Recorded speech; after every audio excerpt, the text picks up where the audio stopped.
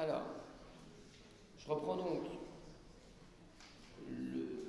la séance sur la mutation financière en insistant maintenant sur un point, un des éléments de cette mutation financière très important, qui est la titrisation. Alors, qu'est-ce que c'est que la titrisation? La définition est la suivante. C'est rendre négociable une créance qui était jusque-là non négociable. Rendre négociable une créance qui n'était pas négociable. Plus largement encore, c'est transformer un actif donc illiquide en un titre, d'où l'idée de titrisation. Un titre qui va s'échanger, donc qui va être plus liquide. La titrisation, c'est bien ça. On a un actif non liquide et on va essayer de le rendre liquide pour pouvoir se l'échanger sur un marché secondaire.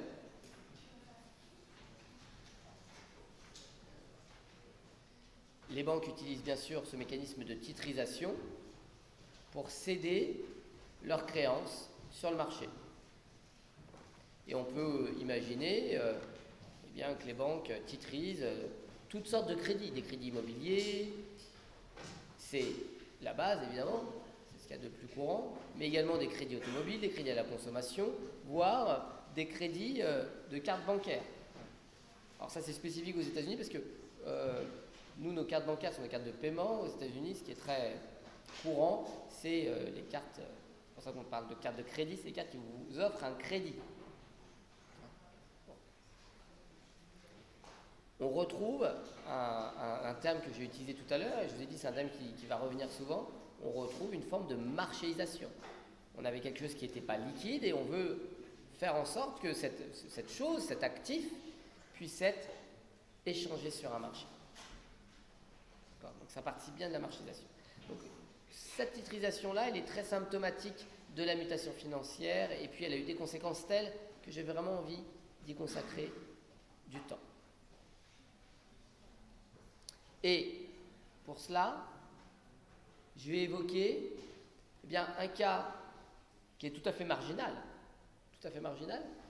mais qui permet, il me semble, de bien comprendre les choses. C'est le cas des Bowie Bonds. Alors, vous connaissez tous David Bowie. David Bowie, c'est un chanteur pop, évidemment, très célèbre.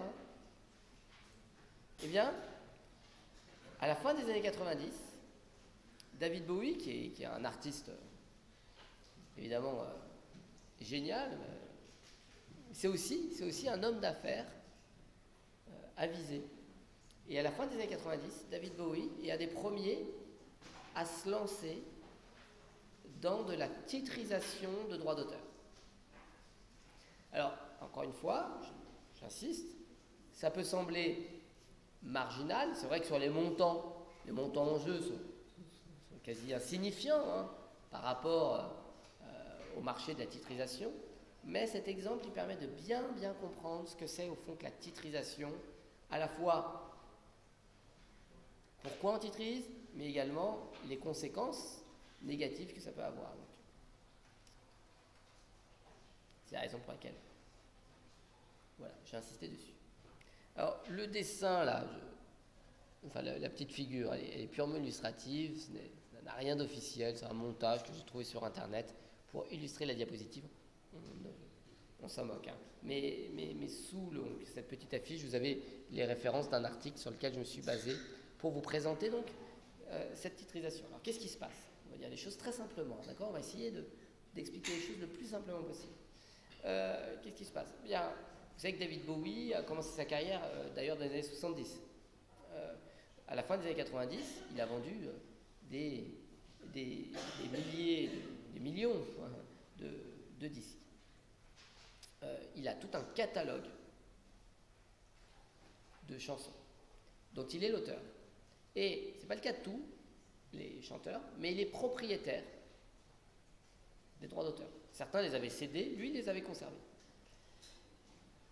Et comme vous le savez, David Bowie a écrit beaucoup de chansons qui sont encore aujourd'hui très populaires. Donc des chansons qui ont été écrites dans les années 70-80 continuent de lui rapporter de l'argent, sous forme de royalty, royalty ou droit d'auteur, plus exactement. Okay. À la fin des années 90, David Bowie est plutôt jeune. Cinquantaine, je sais pas, cinquantaine, centaine d'années, qu'importe. Il est plutôt jeune et ce qu'il faut, c'est avoir en tête la législation aux États-Unis qui garantit vos droits d'auteur jusqu'à votre mort et 70 ans après votre mort pour vos ayants droit. Ensuite, après 70 ans après la mort de l'artiste, ça tombe dans le domaine public. Donc il n'y a plus de droit d'auteur. On sait aussi, d'expérience, que à la mort d'un artiste, les ventes s'envolent. Ça a été le cas pour Michael Jackson, ça a été le cas pour Johnny Hallyday. Bon. Donc il y a ce phénomène qui est bien connu. David Bowie décide, à la fin des années 90, de titriser ses droits d'auteur. Pour quelle raison? Eh bien, parce que il souhaite obtenir aujourd'hui, et je vais là maintenant introduire un jargon de financier, la valeur actuelle, il souhaite obtenir aujourd'hui la valeur actuelle de ses droits futurs. Vous voyez bien l'idée?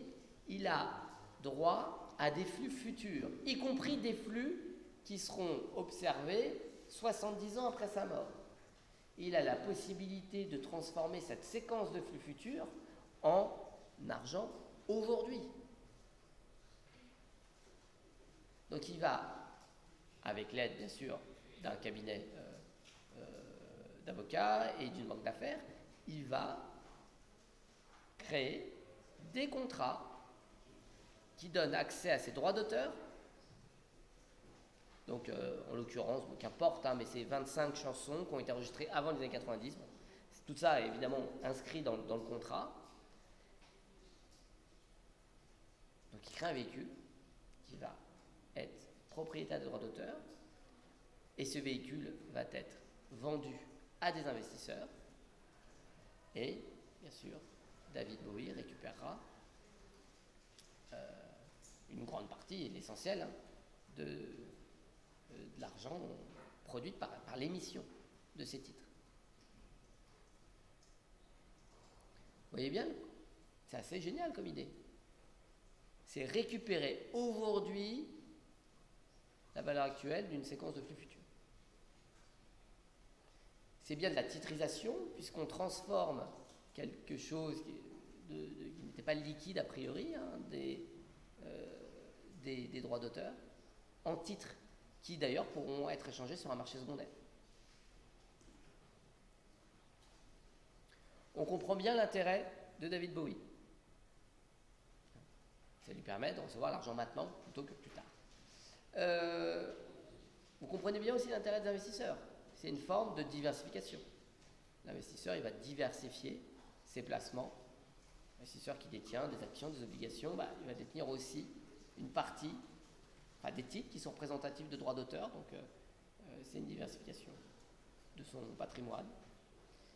Par ailleurs, il y a certainement une marge entre la somme des flux futurs et la valeur actuelle. On va établir une marge. Et donc, faut que vous voyez bien l'idée.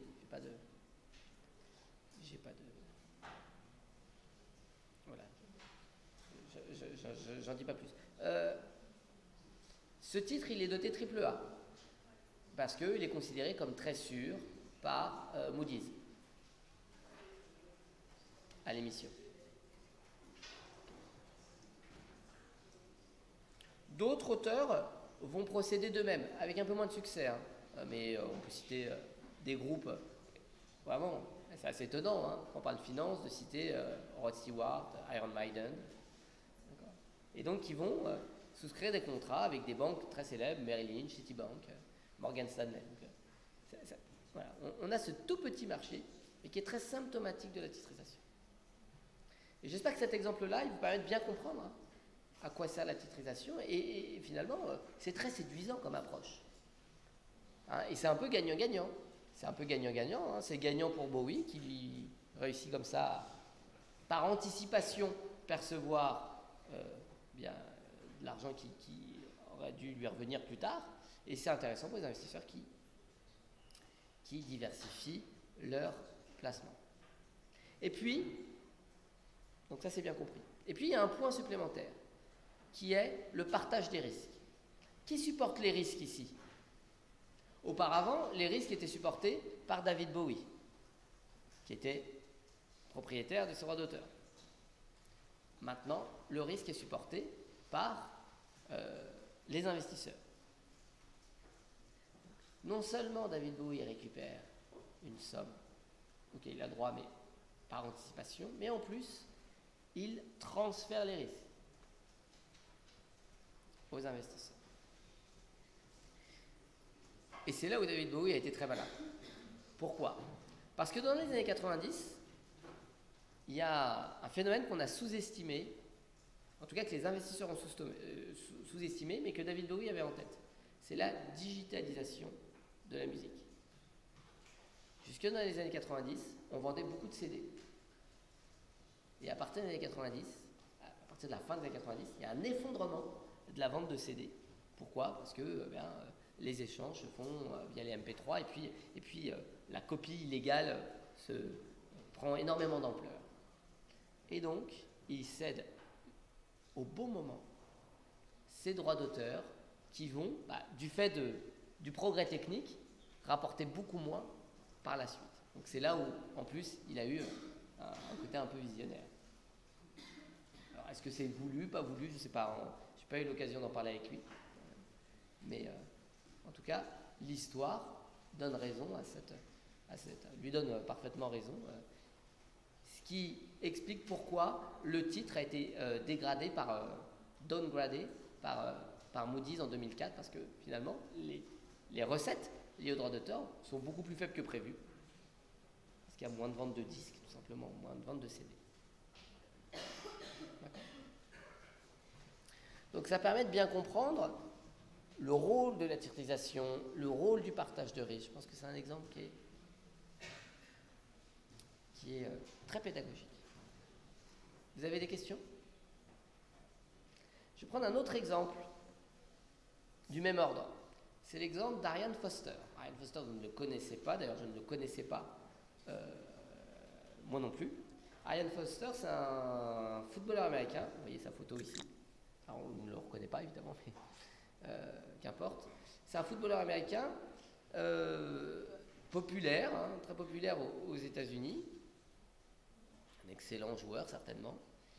Et pour tout vous dire, c'est des journalistes qui me contactent, puisque justement j'avais fait une conférence sur ces Bowie Bonds, et qui me contactent en disant voilà, il y a Ariane Foster qui vient de titriser, qui vient de se lancer dans une opération de titrisation, une IPO, une introduction en bourse. Qu'est-ce que ça veut dire? Ariane Foster s'introduit en bourse. Donc les journalistes étaient demandeurs d'explications. Donc je ne connaissais pas ce cas-là en particulier, mais j'ai regardé, et effectivement, c'est très similaire à ce qu'a fait David Bowie. Alors pourquoi on parle d'introduction d'IPO, Initial Public Offering, pas une introduction en bourse à proprement parler, mais Ariane Foster a titrisé ses revenus personnels. C'est un excellent joueur de football américain. J'imagine à l'époque un jeune joueur qui a sa carrière devant lui, et il peut, en tout cas c'est ce qu'il a décidé, il a émis des titres qui sont donc gagés, c'est le principe de la titrisation. On crée un véhicule, à l'actif, on a les revenus d'Ariane Foster. Donc l'objectif c'était d'émettre un peu plus d'1 million de titres à $10 chacun, de manière à lever un peu plus de 10 millions de dollars. 10 millions de dollars, en contrepartie de quoi les investisseurs avaient droit à une part des revenus futurs d'Ariane Foster. Enfin, à 20% des revenus futurs d'Ariane Foster. D'accord. Autre exemple de titrisation. La logique est la même que pour David Bowie. Elle est double. Et je le répète souvent, la finance, c'est 2 piliers, le temps et le risque. Ceux qui ont eu cours de mathématiques financières avec moi l'année dernière, je pense que ça leur rappelle des choses. Le temps et le risque. Dans la titrisation, il y a ces deux aspects, il y a le temps et le risque. L'objectif pour Ariane Foster, je répète, est double. D'une part, décaler les flux futurs aujourd'hui. En contrepartie de flux futurs, il obtient une somme, 10 millions de dollars en l'occurrence, aujourd'hui. Et puis, s'ajoute à cela un transfert des risques. Et vous comprenez bien l'idée du transfert des risques. C'est pour ça que cet exemple, il est intéressant par rapport à l'exemple de Bowie. Je trouve qu'il est assez complémentaire, puisque on voit bien où est le risque. Pour un footballeur américain, quel est le risque? Le risque, c'est de se blesser. Si Ariane Foster se blesse, une grave blessure, eh bien, alors il a signé un contrat, hein. À court terme, ça n'a pas d'impact, mais ça aura certainement un impact sur la suite de sa carrière et donc sur la suite de ses revenus futurs.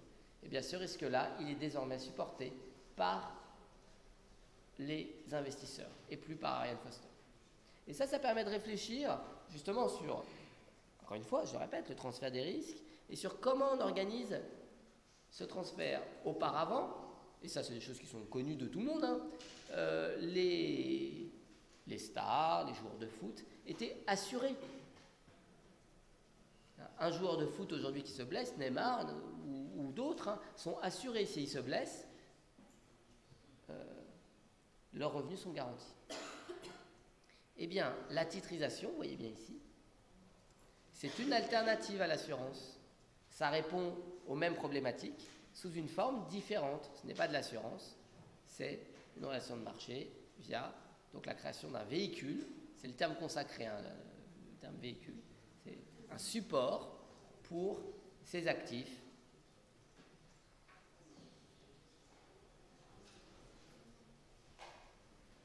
Et puis il y a un dernier point. On a parlé donc de cette gestion du temps, ce transfert des risques, mais si on parle de risque, vous devez avoir un réflexe qui est de dire, est-ce qu'il n'y a pas des asymétries d'information? D'accord? En tant qu'économiste, ça devrait être votre réflexe. Hein, quand on est dans une situation où on a un principal et un agent dans un univers risqué, eh bien on doit se préoccuper des asymétries d'information. Alors, elles sont de deux ordres. Vous savez, ici, dans ce cours, on ne fait pas de modélisation. Pourquoi? Parce que la modélisation, elle est faite dans d'autres cours. N'empêche que ces concepts-là, il faut que vous soyez capable de les mobiliser. D'accord? C'est souvent dit. Hein. Ce cours, il est un peu spécial par rapport au cours que vous avez par ailleurs, où vous avez des approches un peu plus formelles ou un peu plus techniques. Ici, on essaye de faire le lien entre tout ça. Donc, je reprends. Dans ce cas de figure, on doit penser à asymétrie d'information. Alors, quels sont les deux types d'asymétrie d'information? Des choses très simples que vous connaissez. Hein, asymétrie d'information ex ante, ex post. Donc, ex ante, qu'est-ce que c'est? C'est ce fameux problème de sélection adverse. Donc, à votre avis, qu'est-ce qui s'est passé avant de signer ce contrat? Qu'est-ce qui s'est passé à votre avis? Qu'est-ce qu'ont demandé les investisseurs? Parce que c'est louche. Hein, j'insiste, je veux des réponses. Hein, soyez un peu plus interactifs. Vous avez un jeune joueur qui renonce à ses revenus futurs, à une partie de ses revenus futurs, pour avoir des revenus aujourd'hui. Si on pose le problème en termes d'antisélection, en termes d'aléa moral, bon, en l'occurrence, ce qui m'intéresse là, c'est l'antisélection. Qu'est-ce qui va se passer? On peut douter. Sa santé? Non? Ça devrait vous paraître évident. Avant, évidemment, de conclure le contrat, Ariane Foster a subi tout un tas de tests. D'accord? Pour réduire les risques d'antisélection. Et puis, il y a un autre problème, qui est le problème de l'aléa moral. Alors, comment il se matérialise, ce problème d'aléa moral ici? Alors, faire exprès de se blesser, peut-être pas. Peut-être pas. En revanche, il sera peut-être un peu moins motivé à l'entraînement. Hein, sans aller jusqu'à l'idée de faire exprès de se blesser, hein, ce que vous me disiez. Il peut être un peu moins rigoureux à l'entraînement et en dehors. Hein, puisque, finalement, maintenant, l'incitation qu'il a est moins forte. Alors, bien sûr, le joueur a certainement dit et répété que son amour du jeu le motivait. Bon, c'est possible. hein, je ne mets pas en doute, mais l'incitation monétaire est quand même forte, on peut douter de son appétit à s'entraîner dur, parce que c'est dur comme activité, hein, être footballeur américain. Et donc, comment on gère ce problème? Comment on gère ce problème? C'est les travaux de Stiglitz dans les années 80. Comment on fait pour que le porteur de projet soit investi dans son projet? Alors, on lui impose des objectifs, mais s'il ne les remplit pas, on peut mettre en place des pénalités, vous avez raison. Mais surtout, on va faire en sorte qu'il ait un enjeu. En anglais, il parle de skin in the game. Hein. Qu'est-ce qu'on va faire? Eh bien, on ne va pas titriser 100% de revenus d'Ariane Foster. En l'occurrence, c'est écrit hein, dans la diapo, je vous le mentionnais. Ariane Foster va titriser 20% de ses revenus futurs. 20%. Donc, 80% de ses revenus vont dépendre de ses efforts. C'est une façon de limiter la morale. Et pour le coup, une façon là qui semble a priori assez forte. Hein. 80% de ses revenus futurs vont encore dépendre de ses performances. Et donc, on peut imaginer qu'ils fournissent beaucoup d'efforts. Si on avait titrisé 100% de ses revenus, là, on était face à un vrai problème. Okay. Autre exemple qui permet donc de bien comprendre, de bien utiliser ces concepts d'aléa morale, d'antisélection, problème d'asymétrie d'information. Et puis, si on discute de tout cela, c'est pas pour les montants en jeu. En l'occurrence, là, ça représente 10 millions de dollars. 10 millions de dollars, c'est rien hein, dans le montant des financements. Non, ce qui est important, c'est d'avoir compris la logique. Et maintenant, si on applique cette même logique au crédit, on voit bien qu'il y a un point fondamental. Lorsqu'une banque titrise des crédits, on doit veiller à deux choses. La première, c'est que la banque va bien sélectionner les crédits qu'elle va titriser, parce que sinon, elle est incitée à titriser des crédits de mauvaise qualité. Et puis, on doit s'assurer que la banque soit partie prenante du jeu. Si la banque titrise 100% des crédits, il est peu probable qu'elle soit aussi rigoureuse que si elle-même, elle reçoit une partie des revenus liés au crédit qu'elle a accordé. Eh bien, on voit bien ici qu'il y a un problème, c'est un des problèmes qui a conduit à la crise des subprimes. On aura une séance entière consacrée à la crise des subprimes. On reviendra sur cette idée-là, mais d'emblée, on peut le mentionner. Dans le cadre de la crise des subprimes, la titrisation a joué un rôle. Aujourd'hui, beaucoup d'études montrent que ça a été un rôle important. Les banques ont relâché leur attention, étaient moins rigoureuses dans l'octroi de leurs prêts à mesure qu'elles titrisaient. Les banques qui titrisaient beaucoup sont les banques qui étaient les moins rigoureuses dans l'octroi de prêts et dans le suivi des prêts. Donc il y a un lien qui a été établi entre les deux. Empiriquement, j'entends, parce que théoriquement, on l'avait bien identifié, ce problème. Donc vous voyez, ici, j'ai fait avec vous, donc j'ai essayé d'avoir cette discussion un peu générale pour bien vous faire comprendre les intérêts de la titrisation, quelques-uns de ces mécanismes, mais aussi les dangers de la titrisation. De manière le plus simple possible. Okay. Une petite parenthèse. Je vous ai souvent répété que un des avantages de ce cours, un avantage de ce cours de finance, mais plus largement de la finance elle-même, c'est que la finance, on en parle tout le temps, on en parle partout. On en parle dans les séries télé, on en parle au journal télévisé, on en parle dans les BD. Et il y a cette BD, cette bande dessinée sur laquelle je suis tombé un peu par hasard. Je ne connais pas grand-chose en bande dessinée. Je suis tombé par hasard. Et ça s'appelle Human Stock Exchange. Et j'ai trouvé ça bien fait. pour les amateurs de BD, regardez, je trouve ça bien fait. Toute l'histoire est basée sur le principe de titrisation, sauf que le terme titrisation lui-même n'est jamais employé, parce que c'est une BD pour, j'imagine, des jeunes adultes ou des adolescents, enfin, qu'importe. Donc, mais toute l'histoire est autour d'un personnage qui se fait coter en bourse, et donc à qui, eh bien, les actionnaires, parce que c'est comme ça qu'on les appelle dans la BD, demandent un certain nombre de... Enfin, à qui les actionnaires fixent des critères de performance. Et tout ça est intéressant pour un économiste, avec un peu de recul, de lire cette BD qui est plaisante, mais puis qui pose des questions sur justement la titrisation. Donc voilà, je vous invite à regarder pour ceux que ça intéresse. C'est un bon exemple de financiarisation. C'est une BD, c'est très fictif, hein, ça se passe dans un monde futur, fictif, où les hommes se font coter en bourse. Voilà. Alors, si on revient à des choses plus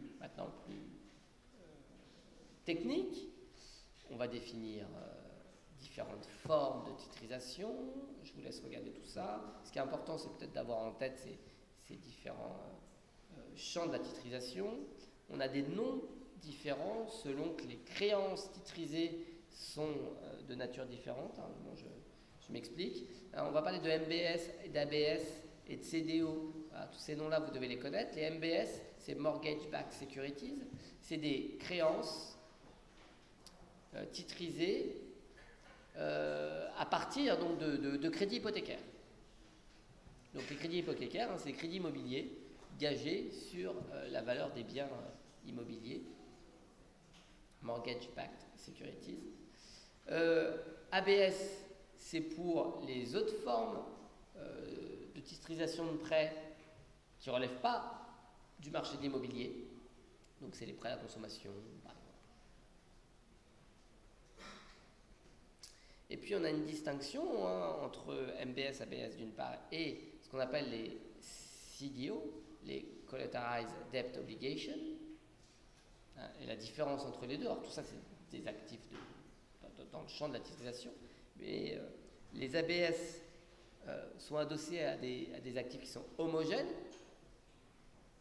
On va avoir tout un portefeuille, par exemple, de prêts automobiles homogènes, des prêts automobiles distribués par une banque dans quelques États sur une période donnée, donc quelque chose d'assez clair et homogène, alors que les CDO font jouer le principe de la diversification. Il y a certes peu de lignes, mais chacune de ces lignes est basée sur des créances de nature différente. Voilà. Okay. Donc ça c'est pour la différence. Vous avez aussi peut-être entendu parler des CDO Square. Hein. Les CDO Square, c'est Square pour puissance 2. Hein. Les CDO au carré sont des CDO qui sont composés eux-mêmes de CDO. D'accord ? Donc on a, si vous voulez, des actifs de base, les MBS, les ABS, et à partir des MBS et des ABS, on constitue des CDO, et à partir des CDO, on constitue des CDO Square. Voilà ce qu'il faut que vous reteniez dans les grandes lignes.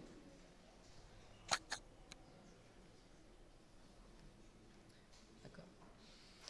Et donc, à chaque fois, on a un véhicule. Ce véhicule, c'est le terme consacré, hein, c'est ce support Special Purpose Vehicle, d'accord, qui réalise l'achat des créances, donc à l'actif, et puis au passif, qui émet des titres qui sont achetés par les investisseurs.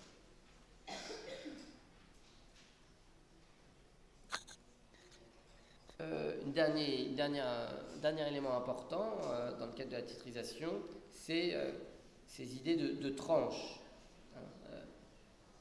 Les titres qui sont émis par les SPV, ça peut être des titres qui sont parfaitement homogènes. D'accord ? C'est l'idée de titres pass-through.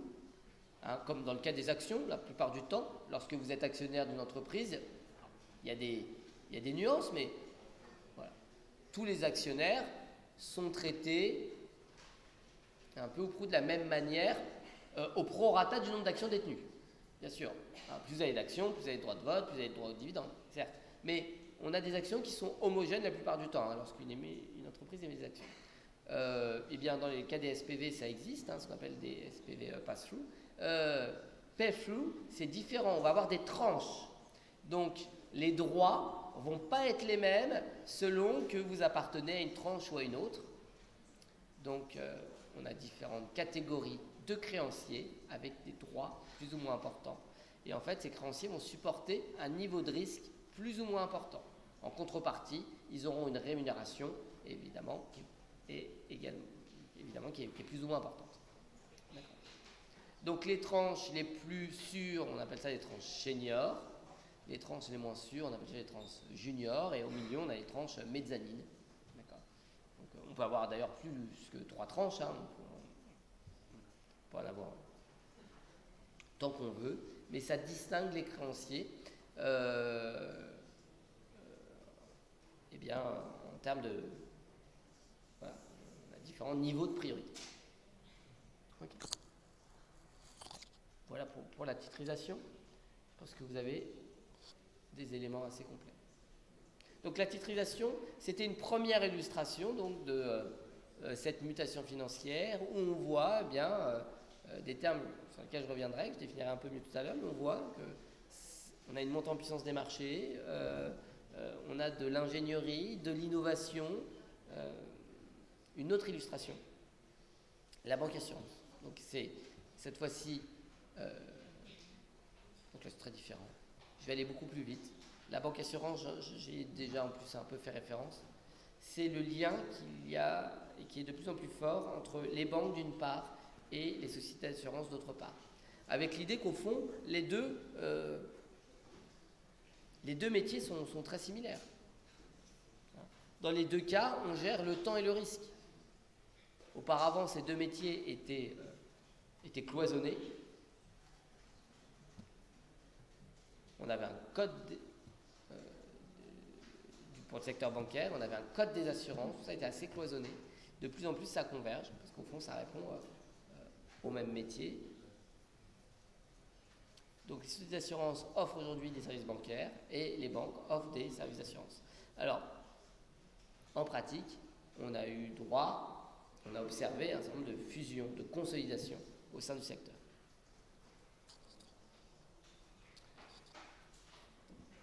Voilà.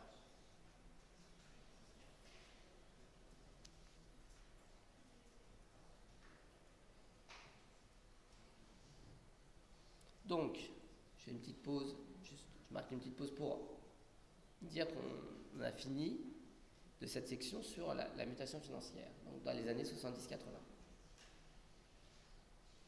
Alors, c'est pas tout, parce qu'il nous reste à aborder 3 points importants.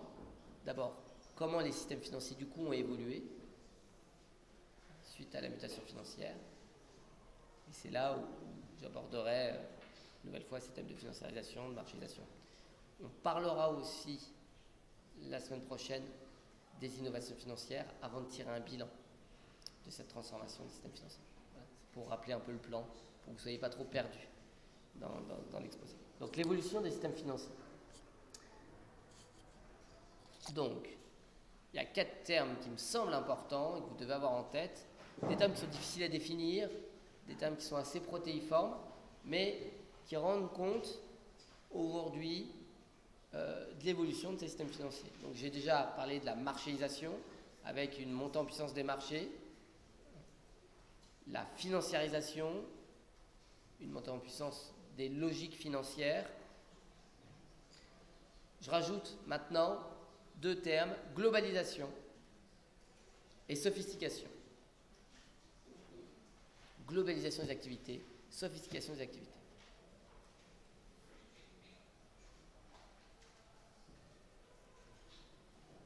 Et c'est autour de ces 4 concepts qu'on va essayer d'examiner l'évolution des systèmes financiers, sachant que quand je parle de marchandisation, de financiarisation, bien sûr on pense au poids croissant de la finance et des marchés, et on a peut-être en tête des éléments quantitatifs, mais j'aimerais aussi insister sur le caractère qualitatif de ces concepts. Quand je parle de financiarisation, je peux le mesurer, comme je l'ai fait tout à l'heure, en disant, bah voilà, le total des actifs financiers rapportés au PIB a augmenté, la market capitalisation a augmenté, la part des étudiants qui font de la finance a augmenté. Je peux évidemment considérer pas mal d'indicateurs de développement du secteur. Mais j'aimerais aussi insister sur les aspects qualitatifs. Parce que quand on parle de marchandisation, financiarisation, il y a cet aspect aussi. Il y a cette influence croissante des logiques financières dans l'économie, au-delà du secteur financier. Il y a aussi davantage de poids accordé aux logiques financières dans les politiques économiques, voire même dans les pratiques et les valeurs de la société. Je vais donner quelques exemples parce que ça peut vous paraître un peu abscon. Aujourd'hui, on considère très naturel qu'il y ait un marché pour les joueurs de foot. On considère ça comme tout à fait naturel. C'est pas si évident. Alors, ça remonte à plusieurs années, mais dans les années 70-80, il y avait certes des joueurs qui jouaient dans des clubs à l'étranger, mais on n'avait pas véritablement un marché pour les joueurs de foot. On avait des transactions bilatérales, on avait un peu de mouvement, mais c'est sans commune mesure avec ce qui se passe aujourd'hui. De la même manière, je prends cet exemple-là qui n'est pas quantitativement important, mais qualitativement, je trouve que c'est très symptomatique. Aujourd'hui, personne ne s'étonne que certains clubs de foot soient cotés en bourse. Là encore, pour qu'on en arrive là, il a fallu changer la vision qu'on avait du mouvement associatif et du mouvement sportif. J'en avais, je crois, parlé un petit peu avec vous. Le sport a, pendant longtemps, été considéré principalement comme une activité amateur et c'était valorisé. On valorisait cet aspect amateur dans le sport, en considérant que toutes les questions financières n'avaient pas droit au chapitre. Et c'était mis en avant. C'était une bonne chose, l'amateurisme dans le sport. Aujourd'hui, on a changé nos valeurs. Nos valeurs ont changé puisqu'on considère au contraire que le professionnalisme est un progrès. C'est discutable. C'est discutable. Je ne vais pas donner un avis tranché sur cette question, mais c'est tout à fait discutable. Autre exemple. Donc, je vous ai pris là. J'aimerais que vous réfléchissiez à ces transformations. Autre exemple.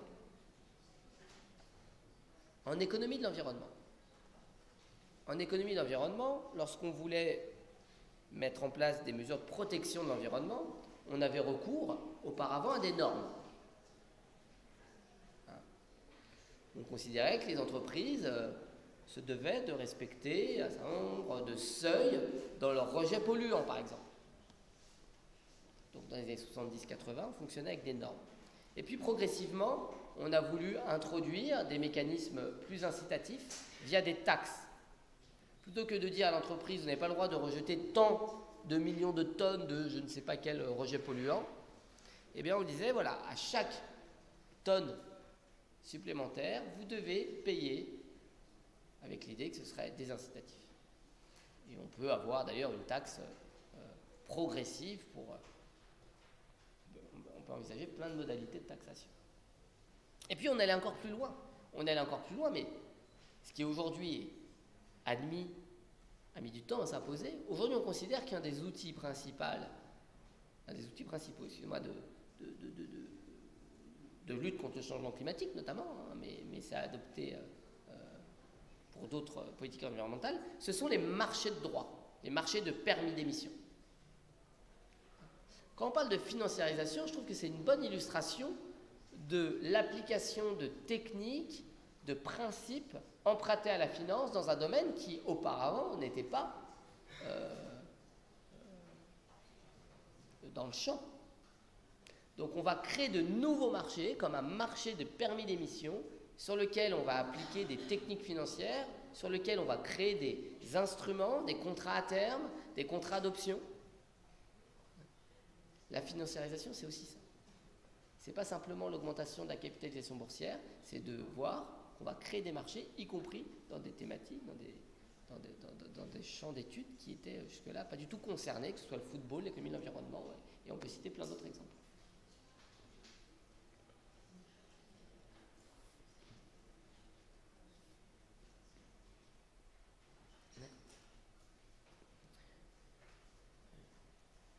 On peut aller plus loin encore, mais je serai rapide sur cet aspect-là. Des sociologues aujourd'hui mettent en avant l'idée que le concept de liquidité, qui est au départ un concept emprunté au marché financier, est devenu un concept qu'on utilise quotidiennement dans notre vie quotidienne. Et puis, c'est une valeur qui est reçue comme positive. On veut que le marché du travail soit liquide. On veut favoriser la souplesse. Et ça atteint même des champs qui sont au-delà de la sphère économique, qui sont dans les relations personnelles. C'est très bien vu. L'idée selon laquelle les étudiants, par exemple, sont mobiles. La mobilité des étudiants, et on comprend que ce soit une question importante, cette mobilité des étudiants, elle est extrêmement valorisée. Il y a une vingtaine d'années, peut-être qu'on aurait été plus prudent vis-à-vis de ces questions de mobilité d'étudiants, on aurait mis en évidence, alors, à tort ou à raison, mais peut-être une forme de déracinement, enfin, on aurait jugé ça certainement de manière moins positive qu'aujourd'hui. Donc, je vous invite à regarder les travaux sociologues, notamment, alors, le nom de l'auteur m'échappe, voilà. Mais il y a des travaux autour de la société liquide qui montrent bien cette prégnance des concepts financiers dans le domaine de la vie quotidienne. Donc, je voulais juste citer ces développements. C'est un peu au-delà du cours, mais gardez ça en tête et éventuellement, si vous êtes curieux, je vous invite à aller voir. Alors, nous on va revenir maintenant, voilà. Une longue parenthèse là pour le coup, c'est la fin du cours, donc je me permets de longue parenthèse. Revenons maintenant à des éléments plus standard, autour de l'évolution des systèmes financiers. Il y a un point sur lequel je voulais revenir avec vous, c'est sur l'évolution des systèmes financiers lorsque on passe d'une économie de marché de capitaux à une économie d'endettement, ou plutôt en sens inverse, lorsqu'on passe d'une économie d'endettement à une économie de marché de capitaux. C'est comme ça qu'on a longtemps interprété l'évolution des systèmes financiers. C'est une approche traditionnelle, je cite les auteurs qui sont assez célèbres, c'est l'approche de Gurley et Shaw dans les années 60. Ces auteurs ont l'idée selon laquelle, plus l'économie se développe et plus les marchés se développent. Les économies d'endettement, les économies où prédominent les banques, sont des économies qui n'ont pas atteint le stade de maturité. Donc leur approche est assez dur finalement. Ils ont une vision très duale et déterministe des systèmes financiers. Donc les pays peu développés, c'est presque ça, sont des pays avec un système bancaire important, et à mesure que ces pays se développent, ils vont pouvoir mettre en place des marchés. Alors cette vision, dans les années 60-70, qui promeut donc les marchés, elle n'est pas en phase avec ce qu'on a observé à ce moment-là, empiriquement. Parce que si vous regardez la situation économique dans les années 70-80, quels sont les pays où la croissance économique est la plus forte? On peut en citer deux pays majeurs, le Japon et l'Allemagne. Or, dans ces pays, on a un poids des banques qui est très très fort. Donc l'idée selon laquelle la croissance économique s'accompagne d'un développement des marchés financiers, elle n'est pas évidente. Elle n'est pas évidente, elle est même contredite par les faits. D'accord ? Alors, ça reste important, ça reste intéressant d'avoir ça en tête parce que ça permet de fixer les idées. On a d'un côté des économies de marché de capitaux, c'est typiquement les États-Unis, avec des agents à capacité de financement, des agents à besoin de financement, et la relation entre les deux est opérée par eh bien, les marchés et donc une rencontre directe. Okay. De même, la gestion des risques s'opère sans l'intervention des intermédiaires via des transferts, utilisant notamment les marchés de contrats à terme. Ça, c'est pour les économies de marché de capitaux. Les économies d'endettement reposent sur fonctionne l'intervention d'un intermédiaire qui fera le lien entre les agents à capacité et à besoin de financement. Et donc, je vous disais, pour Gurley et Shaw, on aura de moins en moins besoin d'intermédiaires. En pratique, ça ne s'est pas vérifié, cette prédiction-là. Au contraire, avec le développement des économies, on assiste, et c'était un des termes que je mettais en avant tout à l'heure, à une sophistication de plus en plus accrue des métiers, des pratiques, et l'intervention des intermédiaires se fait de plus en plus importante. Et ce, dans tous les pays. Y compris dans les pays où les marchés sont importants. Les marchés sont importants, je l'ai déjà dit, mais je le répète, ça fait partie des choses sur lesquelles je vais vous convaincre. Les marchés se développent parce que les intermédiaires financiers contribuent à ce développement.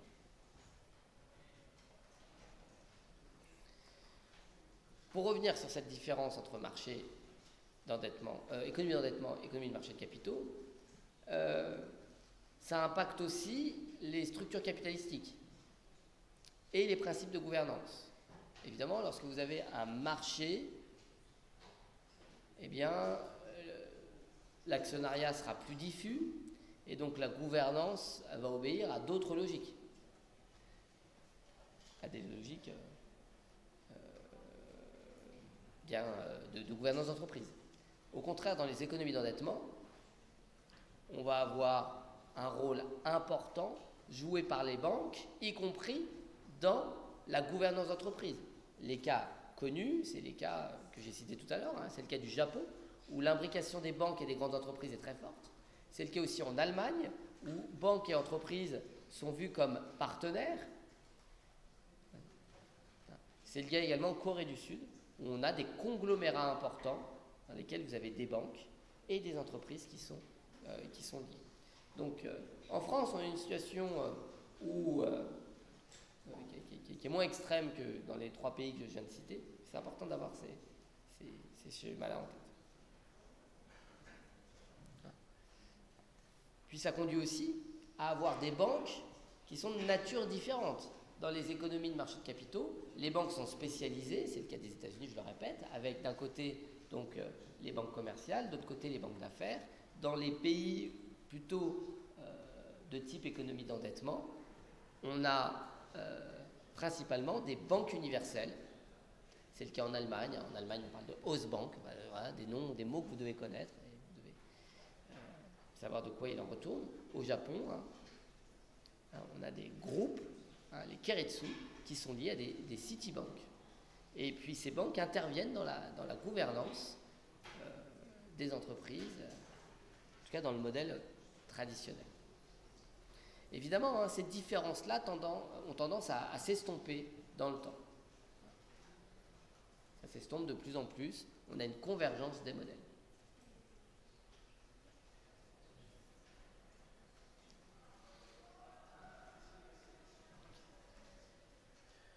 On a une convergence des modèles qui est facilitée par l'idée que de plus en plus on admet que les banques et les marchés sont des partenaires. J'ai eu l'occasion de le dire différemment, je reviens sur cette idée. Il n'y a pas de concurrence entre les deux. Il y a une forme de partenariat. La banque, elle intervient pour pallier les dysfonctionnements de marché. S'il n'y a pas d'asymétrie d'information, si l'information est peu coûteuse, voire gratuite, alors on peut se contenter de marcher. Mais dès lors qu'on est face à des dysfonctionnements, du marché, les intermédiaires ont une plus-value, aident aux relations économiques. Je vais très vite sur cette idée-là. C'est une idée qui est empruntée à la théorie des organisations, vous le savez. Et là, encore une fois, je fais référence à un cours que vous avez par ailleurs. Vous suivez des cours de théorie des organisations. En théorie des organisations, on montre bien le rôle des intermédiaires qui vont réduire les coûts de transaction, qui vont faciliter un certain nombre de relations entre les individus. Il y a ce fameux arbitrage, je vais très vite, entre coût de transaction d'un côté et coût d'organisation de l'autre. Et c'est cet arbitrage-là qui définit le rôle respectif des banques et des marchés financiers. Donc, ce que je veux vous amener à faire, c'est à réfléchir en empruntant les outils de la théorie d'une organisation appliqués aux banques. Okay. Mais on fait ça très vite. Alors, une illustration un peu caricaturale. Quand vous êtes une grande entreprise, vous avez une certaine réputation. Donc, il est plus facile de diffuser l'information. Et dans ce cas, il est facile d'obtenir des financements par émission de titres, des actions, voire des titres sur le marché monétaire. Okay. Quand vous êtes une petite entreprise, les coûts pour vous signaler au marché sont très importants, comparativement, relativement à votre taille. Les exigences qui sont imposées aux entreprises cotées sont démesurées pour une petite entreprise. Les exigences en termes d'ouverture de capital, les exigences en termes de diffusion des informations sont évidemment démesurées pour une petite entreprise qui n'a pas les moyens de publier un rapport d'activité trimestriel. D'accord ? Eh bien, pour ces petites entreprises-là, on n'a pas d'autre alternative que de se tourner vers des financements bancaires. Donc on voit bien, dans cet exemple qui est un peu caricatural, où je prends d'un côté les grandes entreprises, de l'autre côté les petites, en fait, tout ça, il y a une frontière qui n'est pas stricte entre les deux, mais on voit bien les avantages et les inconvénients respectifs des marchés et des banques. Okay. Alors, ma présentation précédente, dans la diapo précédente, la caractérisation est statique. On peut aussi voir ça de manière plus dynamique. Prenons le cas d'une start-up. Une start-up se finance au départ par des sociétés de capital risque, parce que ni les banques ni les marchés sont en mesure d'apporter ces financements qui sont des financements risqués. Et puis petit à petit, les start-up vont se tourner vers les banques avant de croître et puis d'être en mesure de s'introduire en bourse. J'ai déjà évoqué ce schéma pour les startups, donc là je vais très très très vite. Mais là encore, on voit bien, mais dans un contexte un peu plus dynamique, les relations qui peuvent exister entre les banques et les marchés financiers. Alors, maintenant qu'on a ça en tête, l'incidence de la mutation financière. On pourrait se dire qu'avec la mutation financière, les coûts de transaction, qui sont un élément important du partage entre banques et marchés, les coûts de transaction vont jouer un rôle essentiel, et donc leur diminution va favoriser les marchés financiers. La mutation financière, en diminuant les coûts de transaction, aurait pu favoriser les marchés financiers. Eh bien, en pratique, ce n'est pas le cas. Est-ce qu'il y a plus d'actionnaires individuels ? Est-ce qu'il y a plus aujourd'hui d'actionnaires individuels que dans le passé ? Non. Alors qu'il est beaucoup plus facile aujourd'hui d'acheter et de vendre des titres en bourse. Auparavant, c'était plus compliqué. Vous deviez contacter votre courtier, lui rendre visite physiquement, signer un certain nombre de documents.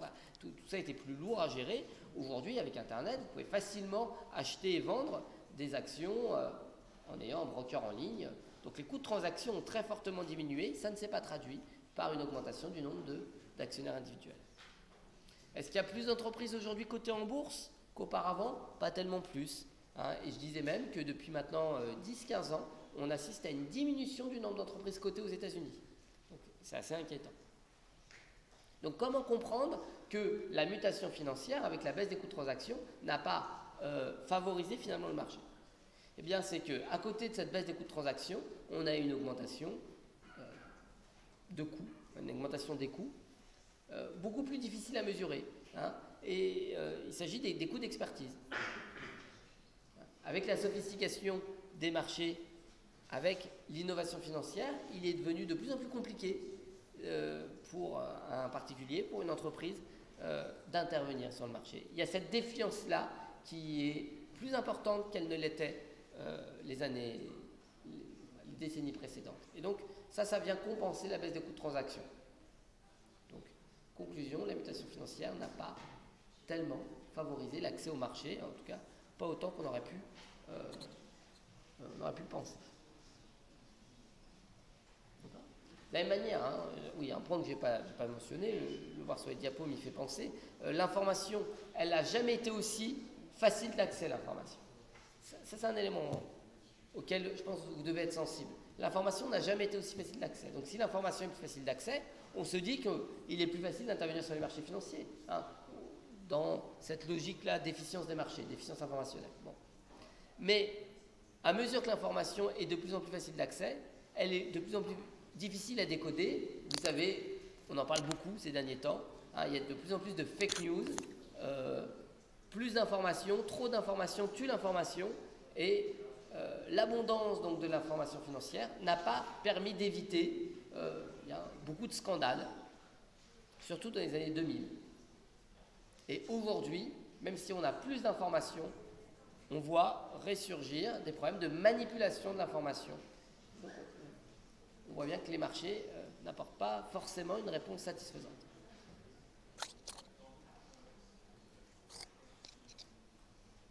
Voilà. Donc, d'un côté, une diminution des coûts de transaction, de l'autre, une augmentation des coûts. Il faut avoir ces idées-là en tête. Alors, c'est bientôt fini. Bon. J'aurais voulu vous parler du lien finance-croissance. Bon, on le fera la semaine prochaine, on va sortir là. Voilà. Merci à vous.